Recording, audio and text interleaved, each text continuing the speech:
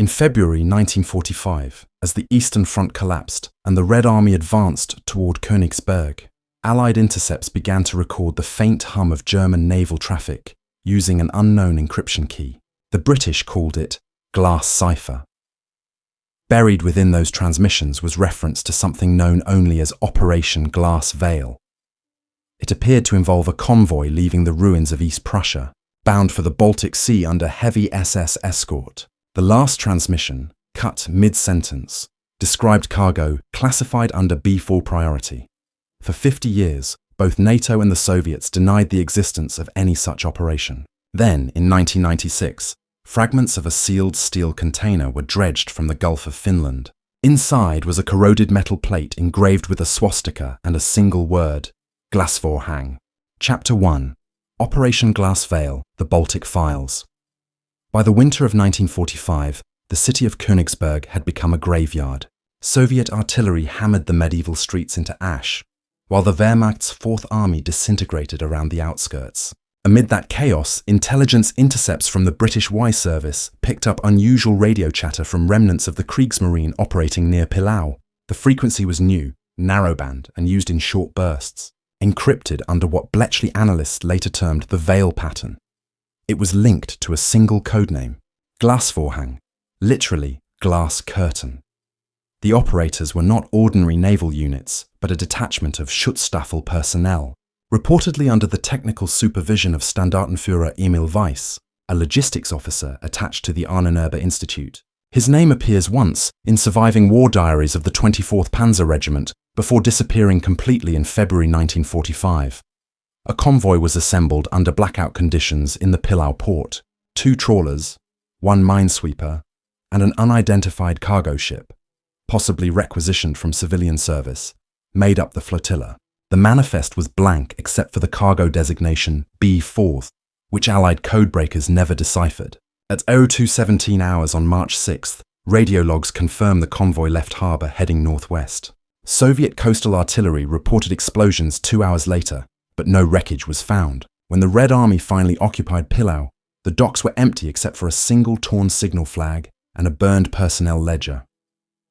In 1946, a British Naval Intelligence Division report titled Baltic Evacuation Movements mentioned an unsanctioned extraction attempt involving Nazi scientific materials and civilian technicians. It theorized the ships were bound for Sweden, but Stockholm denied all records of contact.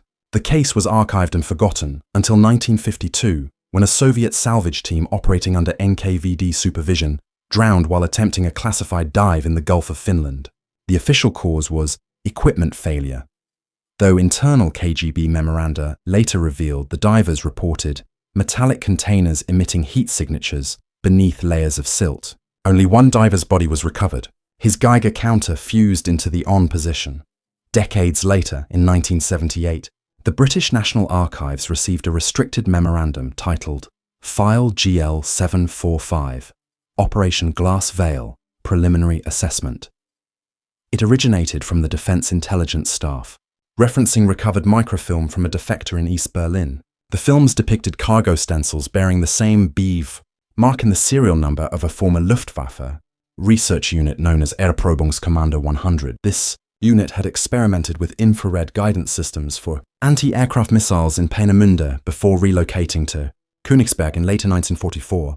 The files implied that B4 might refer to a prototype optical targeting mechanism, but the last line of the memo, heavily redacted, read, BIV not identified as armament, possible energy transfer apparatus, subject to classification level, ultra black. Throughout the 1980s, fragments of Cold War rumors surfaced across Europe. Whispered stories of a ghost convoy sighted in fog off the Finnish coast, sonar anomalies beneath the Gulf waters, fishermen pulling up scorched fragments of unidentifiable alloy. Most of it was dismissed as superstition, yet declassified NATO sonar data from 1993 showed something. 2 parallel hulls resting 70 meters below sea level, surrounded by a debris field of unusual density. A NATO contractor attempted recovery in 1995 under civilian cover, but the mission ended abruptly when a pressure explosion crippled the submersible. The official report cited unstable chemical residue. Privately, One engineer described it as liquid metal fused with seawater. The case might have remained buried if not for the discovery made in 1996. During pipeline excavation near Kaliningrad, the modern successor to Königsberg, workers unearthed a rusted steel plate engraved with the Reichsadler emblem and a faded serial, B47A, Glasvorhang. Attached beneath was a corroded brass tag stamped, "Hier Waffenamt property, not for transport." The fragment was confiscated within hours by Russian military police and has never been publicly displayed. Local journalists who attempted to investigate were warned off by federal authorities, citing national heritage law. Researchers from the Bundesarchiv later uncovered fragments of Weiss's personal correspondence addressed to Obergruppenführer Hans Kammler, architect of the Nazi underground facilities program. One letter, dated February 18, 1945, mentioned successful isolation of the Veil, field under marine conditions. The following sentence was partially burned but contained the phrase, "optical displacement beyond spectral visibility." Scholars debate the meaning. Some claim it was pseudo-scientific jargon, others that it hinted at attempts to develop a cloaking system using polarized light. Whatever it was, the technology vanished with the convoy. In 2001, a retired Swedish naval officer named Lars Nyström released a private logbook detailing a post-war investigation conducted in 1957 under NATO's Shape Division. According to Nyström, Allied divers located a magnetic anomaly consistent with a sunken steel vessel near the island of Gotland. When they tried to retrieve a sealed container from the wreck, the instruments malfunctioned and radio contact ceased for 2 minutes. When communications resumed, the divers described glassy residue coating their equipment. The container was hauled aboard but immediately confiscated by American officers, flown to Ramstein Air Base, and then disappeared from records. The only tangible trace of Operation Glass Veil now exists in fragments, blurred microfilm, scattered sonar maps, and the testimonies of men long dead. Yet among classified NATO documents declassified in 2015 under routine archival review, one memorandum stood out. It was addressed from the US Office of Naval Research, dated March 12, 1952. The subject line read, "Recovered optical relic, Gulf of Finland source, do not expose to daylight." The document was unsigned. Today, independent maritime expeditions still venture into the icy Baltic, scanning the seabed for any remnants of the lost convoy. Each time they claim to find it, authorities issue quiet warnings or the missions mysteriously lose funding. Russian naval patrols remain curiously active in the same waters, maintaining a cordon around what they describe as hazardous military waste zones. Perhaps the truth of Operation Glass Veil was never meant to surface. In the language of the Ahnenwerber, secrecy was itself a weapon, and whatever slept beneath those cold waves has stayed buried for over 70 years, humming faintly beneath layers of salt and silence. Chapter 2. The Shadows of Camp Nordwind.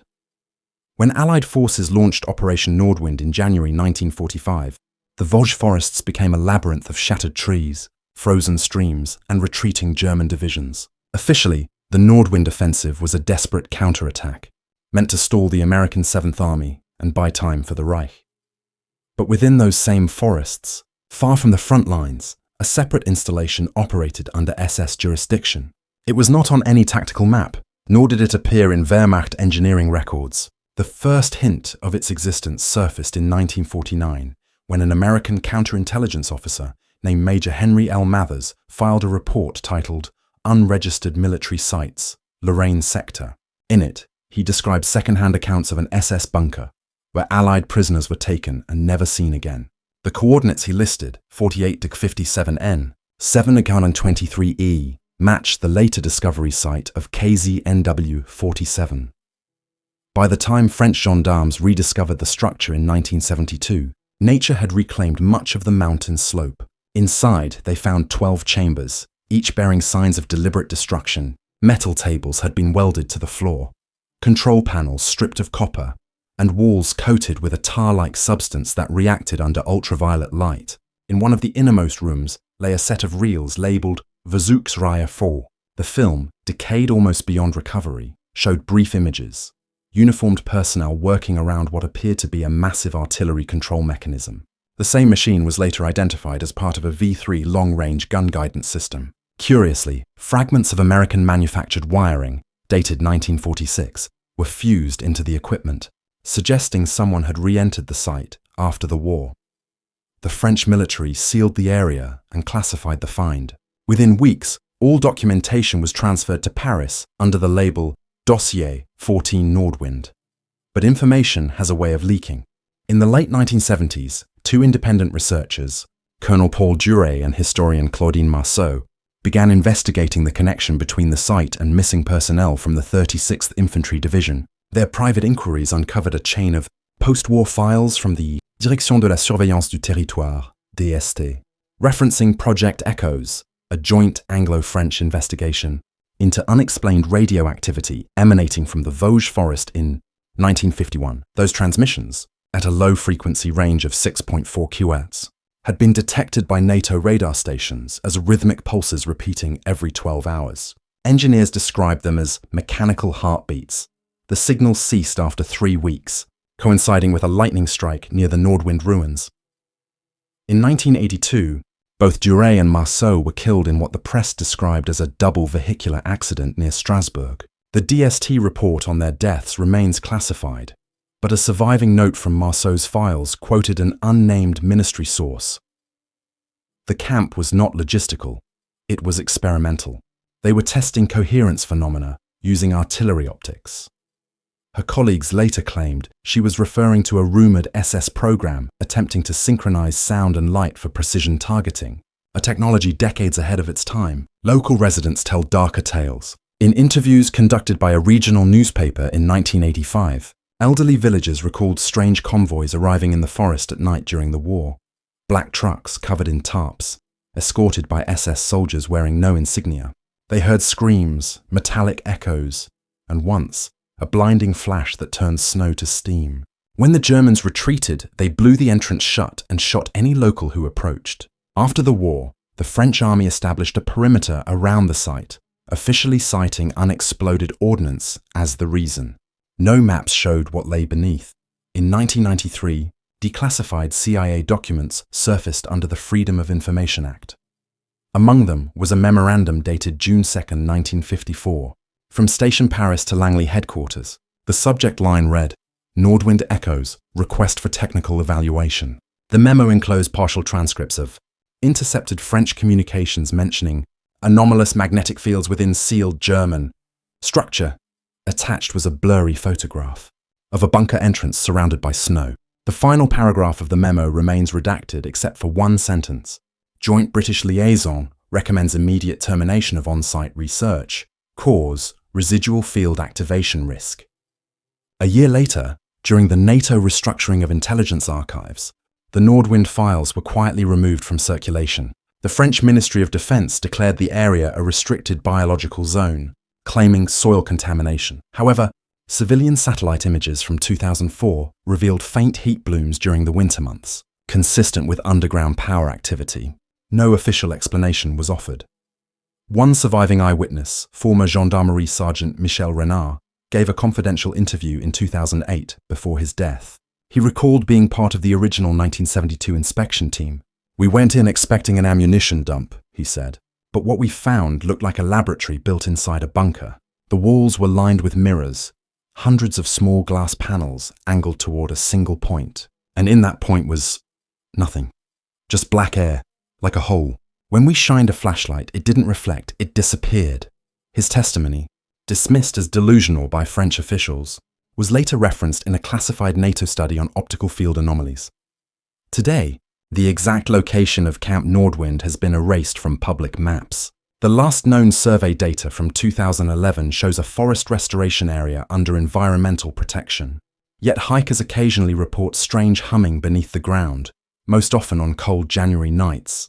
The anniversary of the original Nordwind offensive. French authorities attribute it to power lines or seismic movement, but locals remain unconvinced. Some claim their compasses spin erratically near the site. Others whisper that the SS scientists succeeded in building something there, something that should never have been reactivated.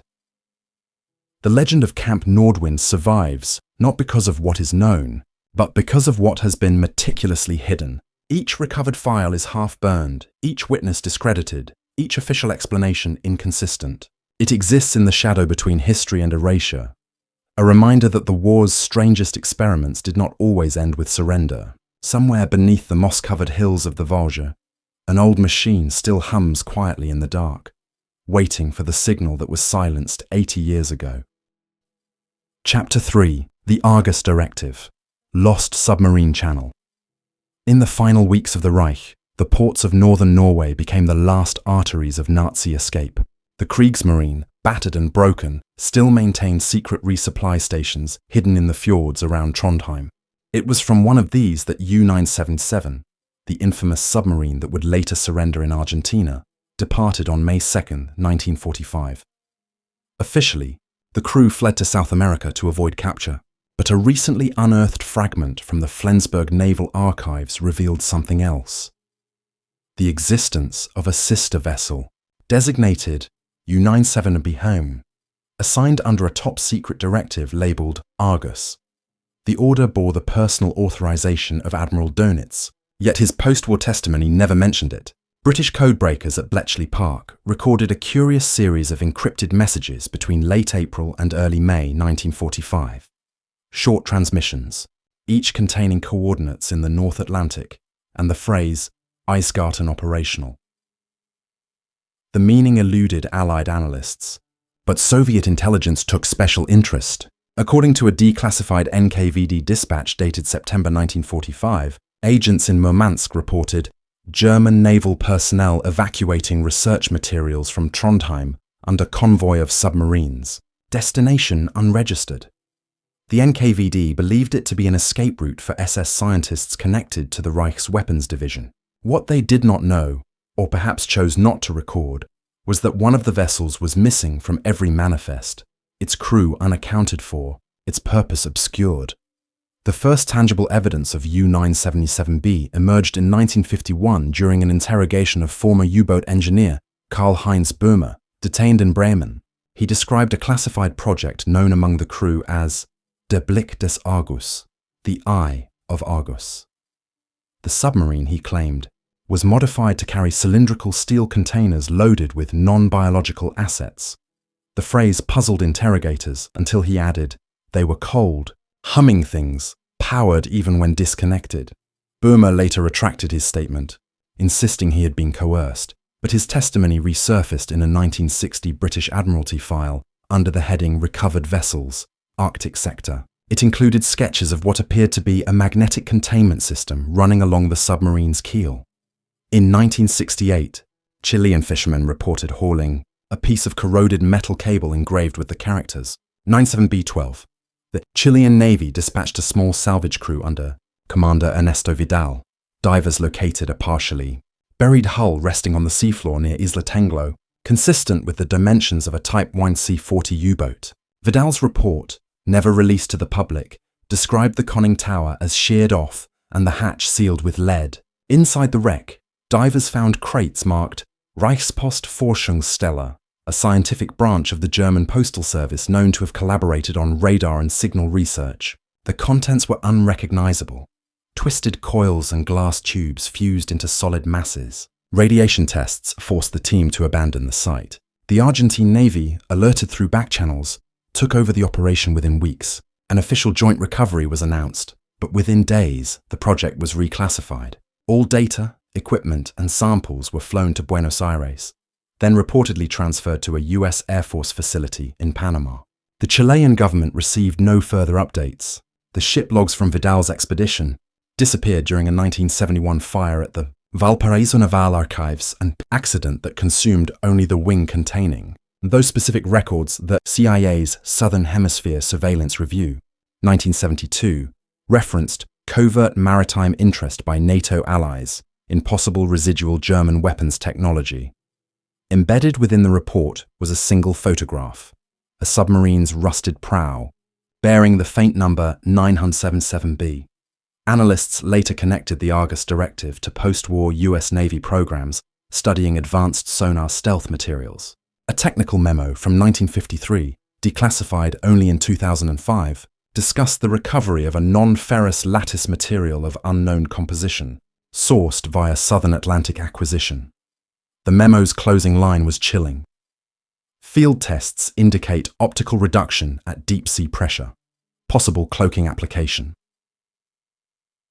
By 1989, Argentina had transitioned to democracy and restricted naval files began surfacing. One internal memorandum, Informe Relicario, number 34 Marms, detailed a 1971 diving accident during the secret Relicario recovery operation.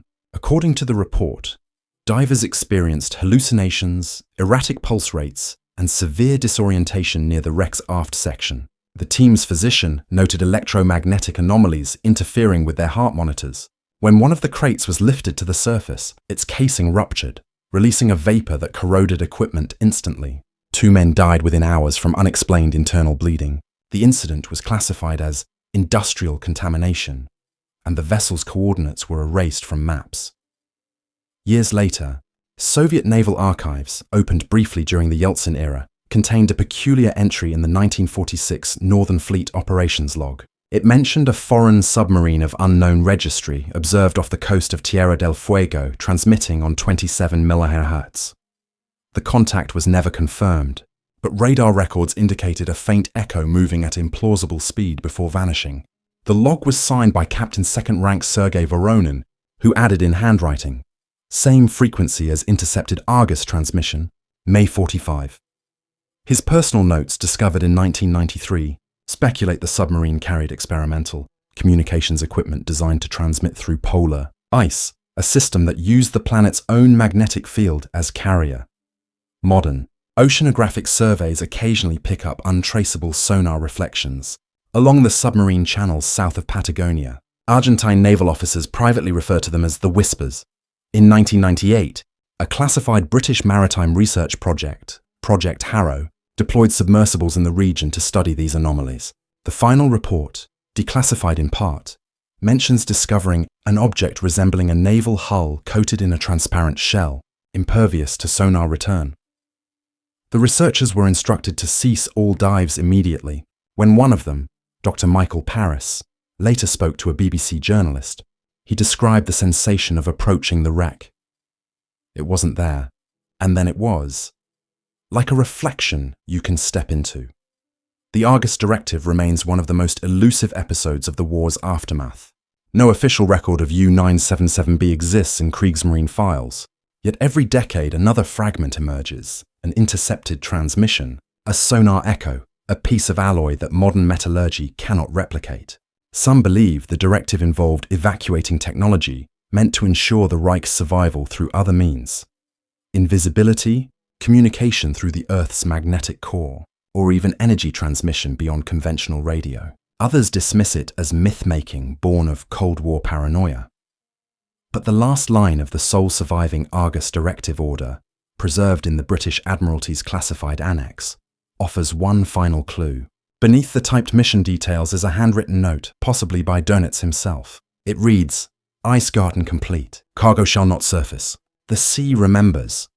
Whether that was an instruction or a warning remains uncertain. The ocean off Patagonia still hides many secrets, and some currents, like certain truths, are not meant to rise again. Chapter 4. Project Winterlight. The Prague Tapes. When the Czechoslovak Ministry of Defense began declassifying its Cold War archives in late 1989, most of what surfaced were bureaucratic relics, outdated field manuals, equipment lists, and fading photographs of border outposts. But buried deep beneath the ministry's record center on Vítězné náměstí lay something no one had expected: an armored door welded shut from the inside. The vault, unlisted in any inventory, was opened only after cutting through 15 centimeters of hardened steel. Inside were hundreds of canisters of film, most unlabeled, some marked with German Gothic script. Among them were several reels bearing a name never seen before in any archive: Project Zimní Světlo, Winterlight. The find would become one of the most controversial and short-lived archival discoveries of post-Soviet Europe.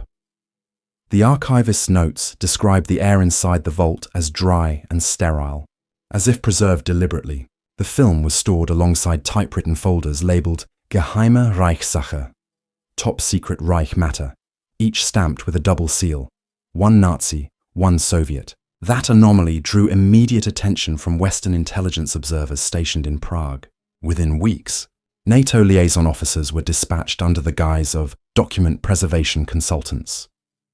They were granted only brief access before the material was transferred to a secure facility outside Brussels. The Czechs received microfilm copies of partial translations. Those surviving pages, later leaked to journalists, would ignite decades of speculation. The documents described joint technical meetings held between representatives of the Abwehr and NKVD during the late summer of 1939, apparently preceding the public announcement of the Molotov-Ribbentrop Pact. But unlike diplomatic communiqué, the agenda discussed an object labeled photonic relay, array PRA1, the minutes of the meeting reference, light intensification beyond visible threshold, and the deployment of a mobile projection chamber in Prague for testing. The term relay appeared repeatedly, paired with military designations typically associated with radar installations. One sentence, underlined in red pencil, read, "If activated improperly, the light field reverses." What reversal meant was left unexplained. The reels of film themselves, those that survived long enough to be viewed, showed grainy images of technicians operating in a darkened warehouse. Floodlights, oscillating mirrors, and cylindrical glass tubes filled the frame. At one point, a man walks into the shot holding a clipboard marked Heer's Waffenamt, Optische Abteilung, Army Weapons Office, Optical Division. The light flickers and the footage ends abruptly. When experts at NATO's audiovisual lab attempted to restore the emulsion in 1990, the film disintegrated in seconds, producing a faint odor of ozone. The technician on duty later remarked, "It reacted like it was still alive." In 1991, an internal memorandum circulated within the US Defense Intelligence Agency under the heading Winterlight Preliminary Review. The assessment theorized that the PRA1 device might have been an early experiment in coherent light projection, a primitive form of directed energy weaponry, decades before the invention of lasers. However, the authors noted the impossibility of such a system operating with 1930s-era components. They concluded the project was either theoretical, fraudulent, or misinterpreted scientific correspondence. Yet the final page bore a handwritten addition, initialed by an unidentified officer. See reference, Operation Paperclip, subfile Optic, possible Czech source. The Czechoslovak authorities, pressured by foreign interest, initiated their own inquiry. Historian Dr. Jan Šafránek, then curator of the Military Historical Institute, was appointed to lead the review. His notes, published only after his death, reveal that one reel of film was diverted before NATO collection. He described it as the only reel showing results. What those results were remains unclear, but his journal entry from February 1990 reads, "Light concentrated, but not projected. It bent, as if drawn inward." Weeks later, Šafránek disappeared while traveling to Frankfurt to deliver the film to Western analysts. His rental car was found near the Czech-German border, engine running, doors unlocked. The film was gone. Over the next decade, fragments of Project Winterlight began appearing in unrelated defense documents. A 1958 Soviet technical brief on laser telemetry referenced Prague experiments of 39, a declassified 1974 DARPA proposal on atmospheric energy transfer contained a citation to archived optical relay data, source unknown, formerly Eastern Bloc. Even more strangely, several US Air Force budget summaries from the 1980s list a recurring line item labeled Zimny Sevtikom, coded shorthand, perhaps, for Zimny Svetlo. The expenditures were modest but consistent, running for nearly 15 years. Eyewitness testimony also began to circulate. A retired Czech army radio operator, Vít Holan, claimed that during the 1960s he had been assigned to guard a warehouse outside Benešov where Soviet engineers tested strange glass tubes. He recalled that the air would shimmer whenever the devices were activated, distorting shadows on the walls. They called it light without source, he said. His story was dismissed as the ramblings of an old man until 2014, when a classified Czech intelligence report was quietly leaked. It contained a single photograph of a cylindrical apparatus recovered from a defunct research institute near Pardubice. Stenciled across the casing, barely legible, were the letters WL1. What truly unsettled historians, however, was the line that recurred across every recovered Winterlight document. If captured, light itself must remain silent. No context, no explanation, just the phrase, printed in both German and Russian, as if to remind all parties of a mutual secret. Theorists have since speculated that Project Winterlight represented an early attempt at photonic communication, a device that could transmit information through pure light fields without detectable signals. Others suggest it was an experiment in camouflage or optical illusion, but a small number of researchers, including Shafranik's protégé Dr. Klara Horakova, believe it was something more. Not a weapon of destruction, she wrote, but of concealment, perhaps even erasure. To this day, no government acknowledges possessing the surviving Winterlight materials. The NATO archive lists the case as unresolved, and the Czech National Film Archive records the missing reels as damaged beyond recovery. Yet rumours persist of a surviving copy stored within a private collection in Switzerland, purchased by an unnamed defence contractor in the late 1990s. Occasionally, a grainy still image surfaces online, black and white frames of anonymous figures, bathed in an unnatural glow, but experts dismiss them as digital forgeries, and so the story of Project Winterlight remains suspended in that uncertain space between conspiracy and truth. Whether it was a genuine attempt at mastering light as a weapon, or merely a phantom born of wartime collaboration, no one can say. But those who have handled the documents speak of a peculiar phenomenon. Faint discolorations on the pages, as though the text itself had once been exposed to an invisible flame. Even now, the last surviving note in the Czech file bears an annotation scrawled in fading ink. The light bends, the shadows follow. No further explanation was given, and the rest of the page was blank. Chapter 5. The Siberian Relay. Cold Silence. In 1951, the US Air Force maintained a series of covert reconnaissance flights under the guise of meteorological research. These missions, operating from bases in Alaska and northern Japan, skirted Soviet airspace to gather high-altitude data critical for nuclear test modeling. Flight Able 621 was one of them, an RB-29 Superfortress assigned to the 55th Strategic Reconnaissance Squadron. It departed Eielson Air Base on March 3rd, carrying 6 crewmen and 2 technicians from the Signal Corps. Its flight path was routine: cross the Arctic Circle, approach the Taimyr Peninsula, turn south, and return via the Bering Strait. At 1942 hours, the plane sent its final transmission: routine turbulence at 42,000 feet, adjusting course, then silence. Search operations yielded nothing: no wreckage, no signal, no distress beacon. The mission was quietly written off as weather loss due to icing. For almost 4 decades, the incident remained buried in the classified logs of the Air Force's Arctic Monitoring Division. Then, in late 1989, a defector from the Soviet GRU named Alexander Cheryshev was interviewed in Munich. Among his debriefing files, later released under the codename Ice Lantern, he described an encounter that changed the official story. According to Cheryshev, Flight Able 621 had entered a restricted Soviet exclusion zone known as Sector K7, an area the Red Army had sealed since 1947 after multiple personnel deaths under unexplained electromagnetic exposure. He claimed the zone was home to a subterranean installation built by German engineers, captured during Operation Barbarossa. It was known locally as Relays Epsilon. The defector's account painted a disturbing picture. In 1944, elements of Heeresgruppe Mitte reportedly retreated eastward following the collapse of Army Group North. Among them were technicians from the Reichspost's Nachrichtentechnik division, communications specialists tasked with establishing long-range relay networks for encrypted transmissions.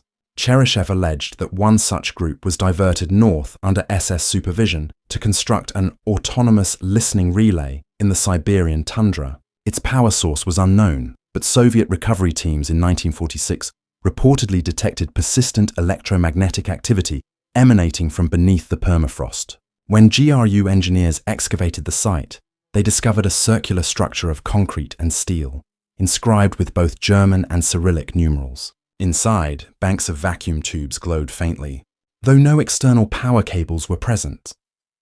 The installation's upper chamber housed what appeared to be a radio array, but one unlike anything in Soviet or Allied inventories. It broadcast a single tone every 13 seconds, repeating indefinitely.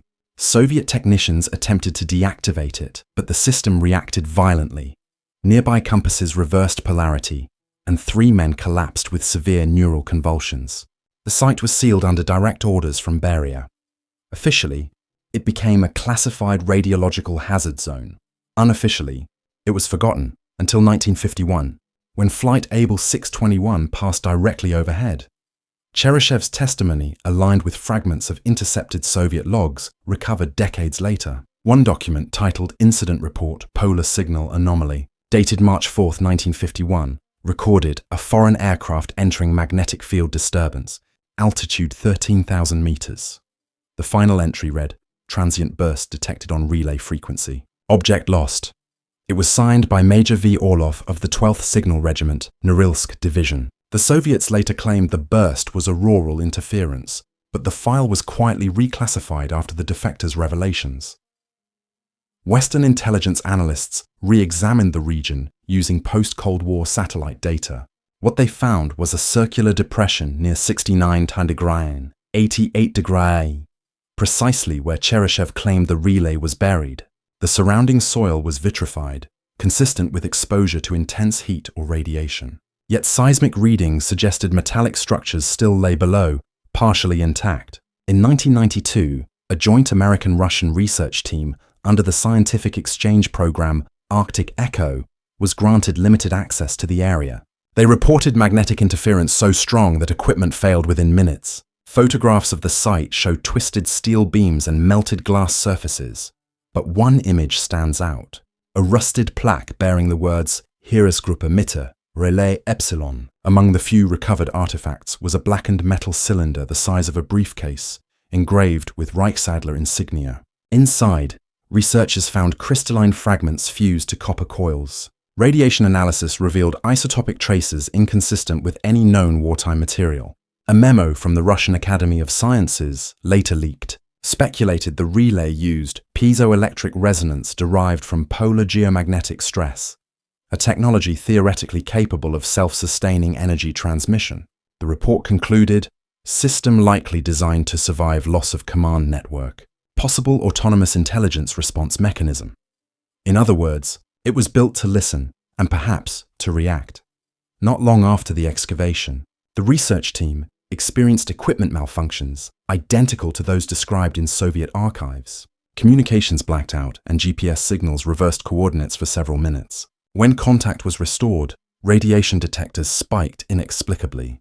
The project was terminated and the site was resealed under Russian military supervision. All findings were declared classified for environmental reasons. In the United States, Air Force historians quietly reopened the Able 621 case. The recovered Soviet data matched the aircraft's last recorded position within 30 kilometers. A newly declassified NSA report from 1993 included analysis of an intercepted radio anomaly recorded that same day in 1951 by an Alaskan listening post. The transmission, thought at the time to be atmospheric noise, contained a repeating sequence of Morse code symbols. ESP10.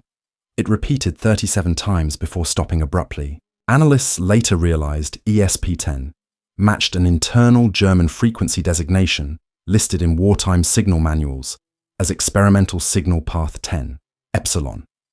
After 1995, references to Relays Epsilon disappeared from all Western intelligence summaries.